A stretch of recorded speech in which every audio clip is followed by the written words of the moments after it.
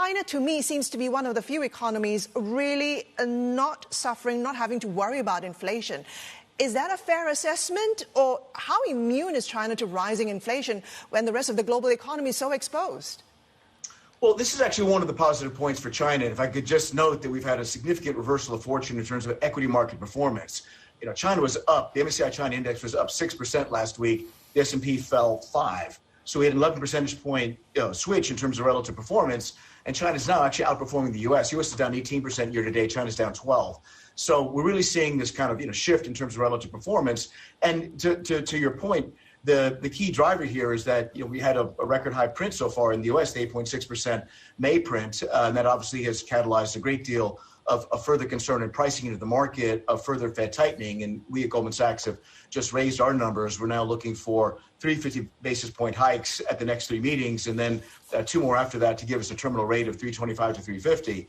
China's exactly the opposite. As you said, inflation is really not an issue for now. CPI just printed a bit above 2% last week. And we think China has actually room to ease policy, not just monetary, but also to do more fiscal stimulus, as well as further easing on the property side in order to engender a sequential economic recovery. So the narrative is completely different. And we think that's one of the supporting factors for a constructive view on China equities at this point.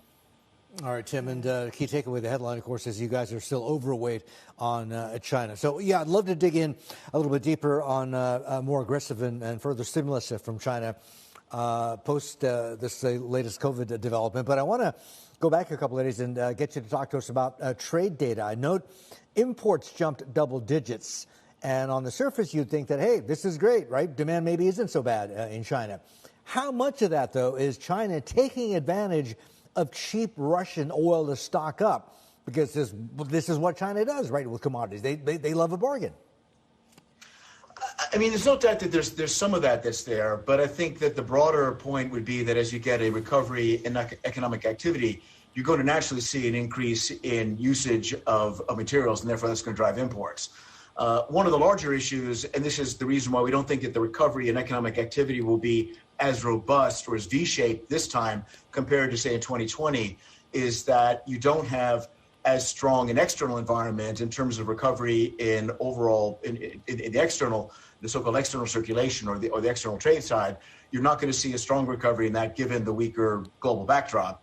Number one. And number two, given what we were just saying about COVID and the need for continuing testing, the fact we're not fully out of the woods there's probably going to be a bit of a stop-start pattern to that. You're not going to see as strong a domestic recovery either. So the bottom line here is we think the economy will recover sequentially, but it'll be a more gradual slope as opposed to the very significant V-shaped one that we saw before. Nevertheless, we think the equity market is still, from a risk-reward standpoint, going to like that. And it will be really pricing off the positive policy stimulus that we are expecting and think is coming through, and there's clear evidence that is starting. And the combination of all that, along with still inexpensive valuations and light investor positioning, makes for a positive risk-reward investment case in our view.